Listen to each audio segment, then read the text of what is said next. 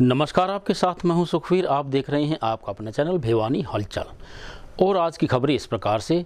Rohtak gate पर स्थित राजपूत धर्मशाला में हरियाणा राजपूत प्रतिनिधि सभा के द्वारा सोमवार को वर्ष 2021-22 के लिए प्रतिभा सम्मान समारोह का आयोजन किया गया। इस बारे में जानकारी देते हुए प्रदेश के उपाध्यक्ष ओमवीर सिंह तंवर ने बताया कि प्रदेश संरक्षक आरपी सिंह के सानिध्य में प्रदेश व राष्ट्रीय स्तर पर खेलों में, शिक्षा के क्षेत्र में, सामाजिक क्षेत्र में और अन्य सामाजिक क्षेत्रों में भाग लेने के लिए युवाओं को प्रशस्ति पत्र देकर सम्मानित किया गया।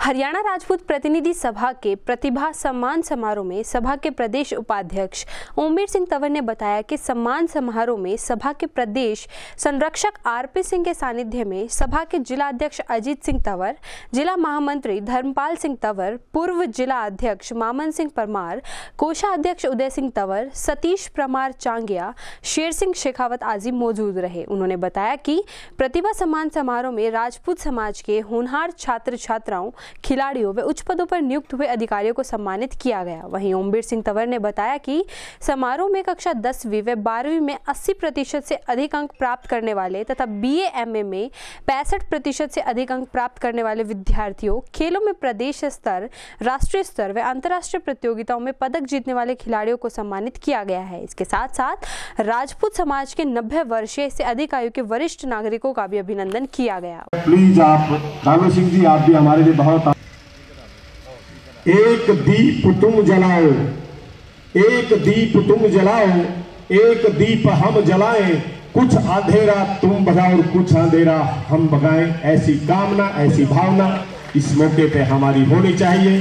आप अभिनंदन करें जब जब उनका, जैसे ओमवीर भाई साहब यहाँ से आवाज दें, उनको बुलाएं, तो हमारे दायित्व बनता है, हमारी ये जिम्मेवारी बनती है कि हम उनका अतिथि देव भव, क्योंकि हजारों साल पूरा खून के अंदर आदर भाव, हमारे संस्कार के अंदर ये है कि हम अतिथि देव। और विशेष रूप से आज जितने भी हमारे छात्रा जो राजपूत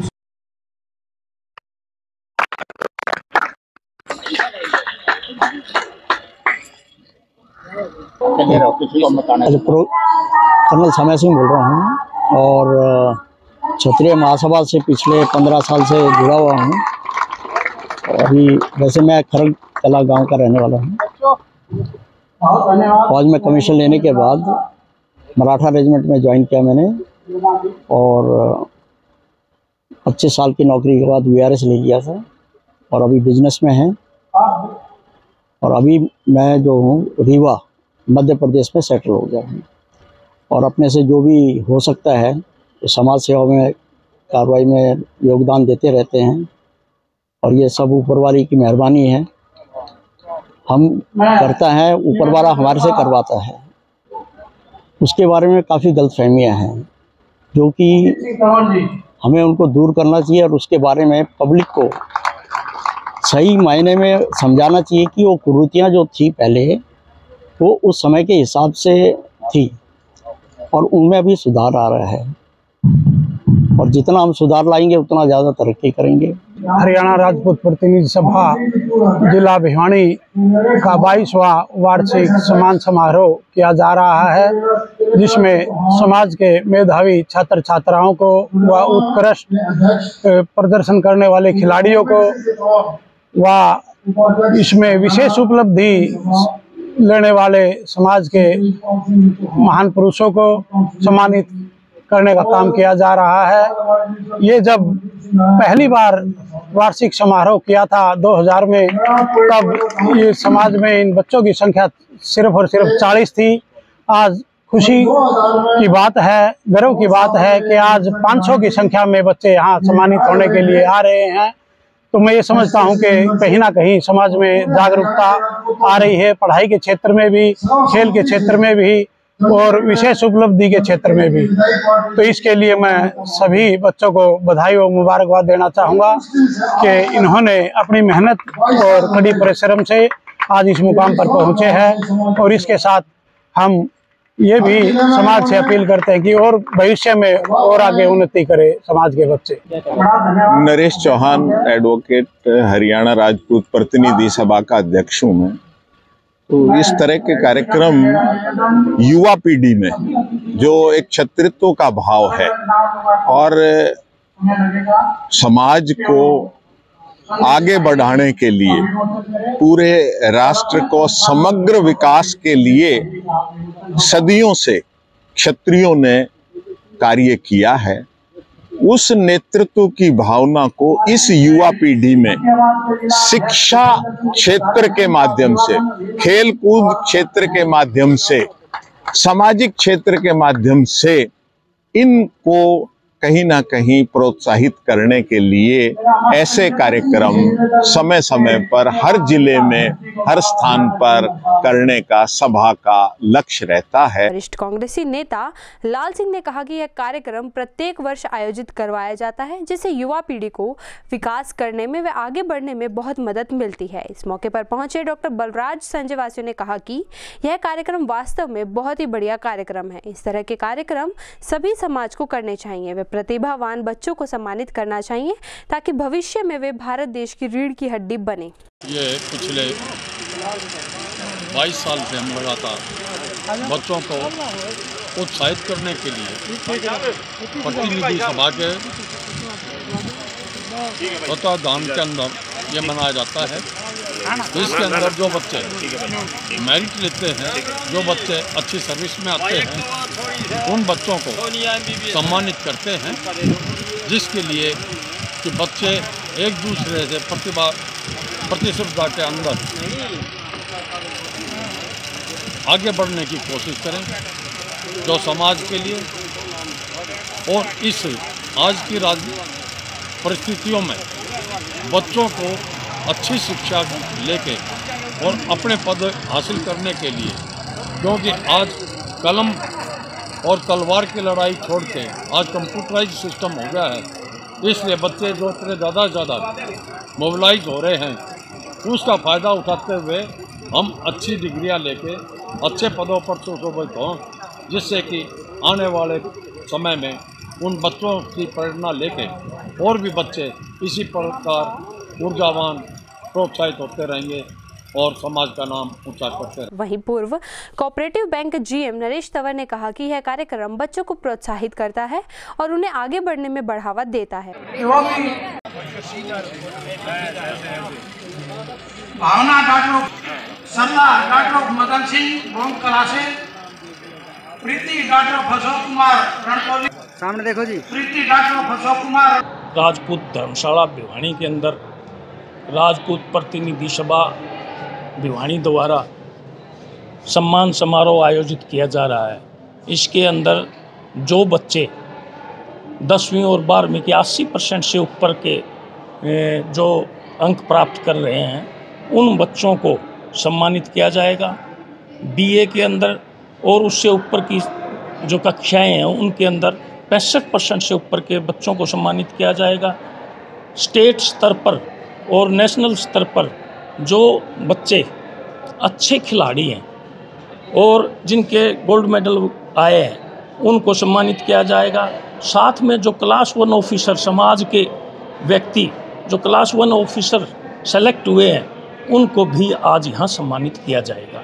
विशेष रूप से समाज के हित में और प्रदेश और देश के हित में जो अच्छे कार्य किए हैं, उत्कृष्ट कार्यों के लिए भी कुछ व्यक्तियों को सम्मानित किया जाएगा। और इस सम्मान समारोह में मुख्य रूप से हमारे समय सिंह, कर्नल समय सिंह जो खरक से संबंध रखते हैं, उनको बुलाया गया है और अनेक गणमान्य व्यक्ति यहाँ पूरे हरियाणा से आए हुए हैं। निधि सभा द्वारा जो है ये बच्चों के लिए सम्मान समारोह किया गया। इसमें बच्चों में बड़ा उत्साह था और हमारे बच्चे पिछले समय की तुलना में इस तरह की भावना से जो प्रेरित होकर आगे अच्छे से अच्छा जो है वो कार्य कर रहे हैं। पढ़ाई के इसमें क्षेत्र में बहुत अच्छे रिजल्ट्स आए हैं बच्चे डॉक्टर्स, इंजीनियर, प्राइवेट कंपनीज के सेक्टर में जा रहे हैं और रिजल्ट्स जो है हमारे 80%, 85%, 90% से ऊपर बच्चों के आए। इसके अतिरिक्त जो है ये हमारा जो वार्षिक जो है प्रोग्राम, जो ये 22वां प्रोग्राम था राजपूत प्रतिनिधि सभा का, इसका हमारा मेन उद्देश्य है हमारी जो युवा पीढ़ी को, हमारे बच्चों को अच्छे संस्कार मिलें, अच्छी शिक्षा मिले और वो अपने जो है जीवन में आगे बढ़ते हुए जो है इस देश का नाम रोशन करें, अपने समाज का नाम रोशन करें और एक भाईचारे की आपस में जो है मेल मिलाप करके सब आगे बढ़ें। सबने मिलकर के आज उसका फलस्वरूप ये है, इतनी बड़ी कामयाब होगी कि इसमें बहुत ही उत्सुक है। सब नौजवान, सभी बच्चे, सभी हमारे बुजुर्ग उनका भी सम्मान करते हैं, बुजुर्गों का भी सम्मान करते हैं। ये भीड़ देखी नहीं जाती हमारे से, इतना कार्यक्रम है और बहुत ही खुशी की बात है। हरियाणा राजपूत प्रतिनिधि सभा द्वारा पूरे जिले के हमारे राजपूत बच्चे बच्चियों का जो है एक बहुत सुंदर तरीके से एक सम्मान समारोह रखा है। तो इसके लिए विशेष रूप से हमारे जो राजपूत प्रतिनिधि सभा के जो जिला अध्यक्ष हैं, पदाधिकारी हैं, ओमवीर भाई साहब हैं, सभी विशेष रूप से वो बधाई के पात्र हैं। सोमवार को सेठ किरोड़ीमल मॉडल संस्कृति सीनियर सेकेंडरी स्कूल में अनेक विद्यालयों के स्काउट्स गाइड्स ने पहुंचकर 73वां भारत स्काउट्स गाइड्स स्थापना दिवस धूमधाम से मनाया गया। इस अवसर पर खंड शिक्षा अधिकारी अनिल गौड़ ने बतौर मुख्य अतिथि पहुंचकर स्काउट गाइड्स द्वारा निकाली जा रही जन चेतना रैली को हरी झंडी दिखाकर रवाना किया। स्थानीय राजकीय मॉडल संस्कृति वरिष्ठ माध्यमिक विद्यालय में सोमवार को 73वां भारत स्काउट एंड गाइड स्थापना दिवस हर्षोल्लास से मनाया गया। इस अवसर पर भिवानी खंड शिक्षा अधिकारी अनिल गौड़ ने जन चेतना रैली को हरी झंडी दिखाकर रवाना किया। जन चेतना रैली ने शहर भर में घूम घूमकर पर्यावरण संरक्षण, जल संरक्षण एवं स्वच्छता का संदेश दिया। विद्यालय प्रधानाचार्य सविता घनघस ने खंड शिक्षा अधिकारी, सभी स्काउट मास्टर, गाइड कैप्टन तथा सभी स्काउट्स गाइड का विद्यालय में पहुंचने पर स्वागत किया एवं भविष्य में भी इस प्रकार की गतिविधियों में विद्यालय की ओर से पूर्ण सहयोग देने का आश्वासन दिया। वहीं रैली में मॉडल संस्कृति वरिष्ठ माध्यमिक विद्यालय, Vaish model senior secondary school, KM public senior secondary school, राजकीय उच्च विद्यालय Hanuman Dhani, SD senior secondary, Baptist senior secondary school आदि विद्यालयों के स्काउट्स गाइड ने भाग लिया। जनचेतना रैली के उपरांत जिला संगठन आयुक्त पवन कुमार शास्त्री, आशा रानी एवं जिला प्रशिक्षण आयुक्त नरेश कुमार सांगा की अध्यक्षता में स्काउट्स मास्टर एवं गाइड कैप्टन्स की मीटिंग हुई, जिसमें तृतीय सोपान, स्टैंडर्ड जजिंग कैंप आयोजन एवं राजस्थान के पाली में होने वाले राष्ट्रीय जम्बूरी में प्रतिभागिता पर विस्तार से चर्चा की गई। हमारा आज का जो है फाउंडेशन डे है भारत स्काउट्स एंड गाइड्स का। 7 नवंबर को हमारे स्काउट का जो स्थापना दिवस है, इसलिए जागरूकता रैली हम सब scouts and guides, scout master, guide captain, rover, ranger, ये सभी हम रैली निकालने जा रहे हैं। मेरा नाम राकेश कुमार है, lecture in chemistry scout master हूँ मैं, और आज हम 7 नवंबर को भारत स्काउट गाइड का स्थापना दिवस मना रहे हैं। इस दिवस के उपलक्ष्य में आज हम पर्यावरण, स्वच्छता रैली और जल बचाओ, ये सारे अभियान हम शुरू करने जा रहे हैं आज से। और आज पूरे नगर में हम ये रैली निकालेंगे और लोगों को जागरूक करेंगे पर्यावरण के प्रति। पराली ना जलाई जाए, प्रदूषण कम से कम हो। हमारे स्काउट और गाइड के सभी बच्चे इसमें शामिल हो रहे हैं। आज हम स्थापना दिवस भारत स्काउट गाइड का पूरे जोश और उल्लास से हम मनाने जा रहे हैं। भिवानी के निकटवर्ती गांव उमरावत के नागरिक पंचायत चुनाव के दिन एक ग्रामीण द्वारा की गई आत्महत्या मामले में न्याय की मांग को लेकर सोमवार को भिवानी के पुलिस अधीक्षक अजीत सिंह शेखावत से मुलाकात करने के लिए पहुंचे और घटना पर शीघ्र कार्रवाई करने की मांग की। उल्लेखनीय है कि सोमवार को गांव उमरावत के ग्रामीणों द्वारा एक ग्रामीण द्वारा की गई आत्महत्या के मामले में न्याय की मांग को लेकर जमकर नारेबाजी करते हुए पुलिस अधीक्षक अजीत सिंह शेखावत से मिलने पहुंचे। वे मृतक को न्याय दिलवाने की गुहार लगाई। वहीं ग्रामीणों ने बताया कि मृतक पर दबाव बनाया गया था, जिससे परेशान होकर ग्रामीण ने आत्महत्या की। इस अवसर पर ग्रामीणों ने आरोपी को सख्त से सख्त सजा दिलवाने व मृतक को न्याय दिलवाने की मांग की, ताकि आने वाले समय में ऐसी घटनाओं पर अंकुश लगाया जा सके। वहीं मौके पर सैकड़ों की संख्या में ग्रामीण भी उपस्थित रहे। हम सिर्फ न्याय लेने खातर आए हैं। मेरे परिवार क्या न 10 दिन हो गए थे, डेली धमकी दे दे के घर न जाया कर दे, और धमकी मारा उनके गली। पहले मेरे ससुर घर उनका थोड़ा बहुत चल रहा था, और उस धमकी के चक्कर में मैंने आत्महत्या उनने खुद करी है। उसने खुद नहीं करी पाओगी, उनने मारा 6 जने ने, मैंने पूरा विश्वास है, मैं न्याय मांगू प्रशासन से, मैंने न्याय मिलना चाहिए के लिए। और उसको कहना है धमकी भी दी जा रही थी और उसका प्लाट का और मकान का रास्ता बंद करना चाहते थे और मारने की ऐसे भी धमकी दी है, आपकी लाश उठाने के लिए कोई नहीं मिलेगा। तो उसने आपसे ये कदम नहीं उठाया, उसने हो सकता है उन्हें ये काम कराया होगा। मृतक कहाँ का रहने वाला है, तो कब कौन से दिन की घटना है ये 2 तारीख की है। मृतक का नाम अनिरुद्ध नाम है जी और 30-32 साल की उम्र है उसकी। बच्चे 2 लड़की हैं, कोई और भाई बहन। गमता जी क्या कहेंगे? जिन्होंने हमने तो जल्दी माननी चाहिए, इनकी इंक्वायरी सही करनी चाहिए, न्याय मिलना चाहिए। शिक्षा मार्ग पर स्थित टेका सोजी मंदिर में कार्तिक मास की पूर्णिमा पर हवन यज्ञ का आयोजन आसपास के क्षेत्रवासियों के द्वारा सोमवार को किया गया। भगवान शिव के इस प्राचीन मंदिर में भजनों पर नृत्य करते हुए कार्तिक मास के समापन को धूमधाम से मनाया गया और अपने अपने परिवार की सलामती के लिए महिलाओं द्वारा हवन यज्ञ में आहुति डाली गई। सोमवार को कार्तिक माह के अंतिम दिन स्थानीय आर्य कन्या स्कूल के पास स्थित प्राचीन टेका सोजी मंदिर में हवन यज्ञ का आयोजन किया गया। इस अवसर पर महिलाओं द्वारा सुबह सुबह उठकर पटवारी बनाकर पूजन किया गया तथा अपने परिवार की खुशहाली की कामना की गई। आपको बता दें कि कार्तिक पूर्णिमा को गंगा स्नान के नाम से भी जाना जाता है तथा यह दिन दान के लिए सबसे फलदायी दिन माना जाता है। मान्यता है कि इस दिन स्नान करने से सौभाग्य की प्राप्ति होती है, साथ ही स्वास्थ्य का वरदान भी मिलता है।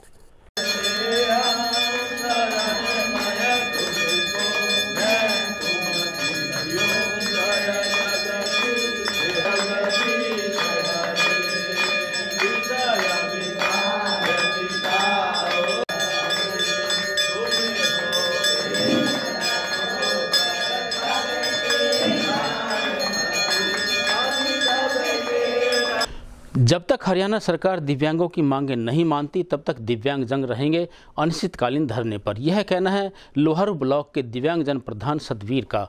सोमवार को उन्होंने बताया कि 221 दिन के अनिश्चितकालीन धरने के चलते आज तक भी सरकार उनकी मांगें मानने को तैयार नहीं है। सोमवार को दिव्यांग अनिश्चितकालीन धरने को लेकर दिव्यांगों का गुस्सा फूटा। उन्होंने जिला प्रशासन के खिलाफ जमकर नारेबाजी की। वे कहा कि जब तक हरियाणा सरकार उनकी मांगें नहीं मानती तब तक वे अनिश्चितकालीन धरने पर ही रहेंगे। वहीं जब इस बारे में दिव्यांग के लोहारू ब्लॉक के प्रधान सतबीर से बातचीत की गई तो उन्होंने बताया कि हरियाणा सरकार को शर्म आनी चाहिए कि दिव्यांग कमजोर वर्ग होता है और उसकी मांगों को लेकर आज दिव्यांगों के अनिश्चितकालीन धरने को 221 दिन हो चुके हैं, लेकिन जिला प्रशासन हरियाणा सरकार की तरफ से कोई भी नुमाइंदा अभी तक उनके हालचाल जानने व उनकी मांगों के बारे में पूछताछ करने के लिए कोई नहीं आया है। साथ ही उन्होंने कहा कि इस प्रकार की अड़ियल सरकार को शर्म आनी चाहिए और अगर जल्द ही हरियाणा सरकार ने अपना रवैया नहीं बदला तो दिव्यांग एक बड़ा आंदोलन करने को मजबूर होंगे, जिसकी जिम्मेवारी हरियाणा सरकार और जिला प्रशासन की होगी। प्रवेश कर चुके, लेकिन हमारी कोई भी सरकार ने मांगे पूरी नहीं करी है। हम बार बार सरकार को ज्ञापन भी दे चुके हैं, हमें सिर्फ आश्वासन के सिवाय कुछ नहीं दिया गया। किस प्रकार की मांगे जी आपकी? जी हमारी जो विकलांग एक्ट 2016 को पूर्ण रूप से धरातल पर लागू करे, हमारी जो पेंशन है जो हमारी सहायता दे रही सरकार उसको कम से कम डीसी रेट या अपने खुद वायदों के अनुसार तो पूरा करें। तो डीसी रेट के बराबर न दे पाए तो 5100 जेजेपी ने और बीजेपी ने 5000 की घोषणा पत्र में अपने साफ लिखा हुआ है, उनके अभी तक पूरा नहीं किया है। पिछले 2 साल से अभी तक जो 250 बढ़ाया करता वो भी नहीं बढ़ाई है। तो 2-2.5 हज़ार में विकलांग का गुजारा होना बहुत ही मुश्किल है। 221 दिन किस प्रकार आपने धरने गुजारे, किस प्रकार की परेशानी आई जी यहाँ? जी हमें तो आंधी ओढ़ो हर प्रकार की परेशानी से सामना करना पड़ा है, लेकिन प्रशासन की अभी तक कानों में कोई जू नहीं है। ये भी विकलांग कमजोर वर्ग है, इनको भी संभाला, लेकिन प्रशासन की तरफ से कुछ नहीं मिला सिवाय आश्वासन के। और बोला गांव केहरपुरा के ग्रामीण उमेद द्वारा संदिग्ध परिस्थितियों में जहरीला पदार्थ निकलकर आत्महत्या कर ली गई है। पुलिस ने परिजनों की सूचना पाकर शव को अपने कब्जे में लेकर सामान्य अस्पताल में पोस्टमार्टम करवाते हुए शव को परिजनों के हवाले कर दिया। वहीं पुलिस ने इस मामले पर अपनी कार्रवाई भी आरंभ कर दी है।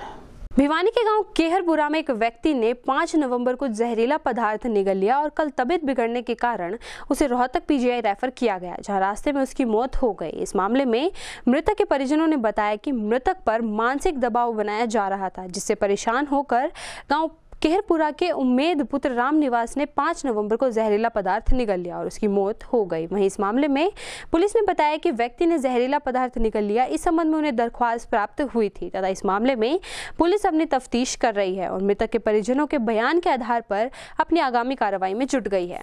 को सूचना मिली कि उम्मेद सनोप राम निवास वासी केरपुरा ने सल्फास खा लिया है। सूचना पाकर पुलिस द्वारा बयान हासिल किए गए, बयान दिए।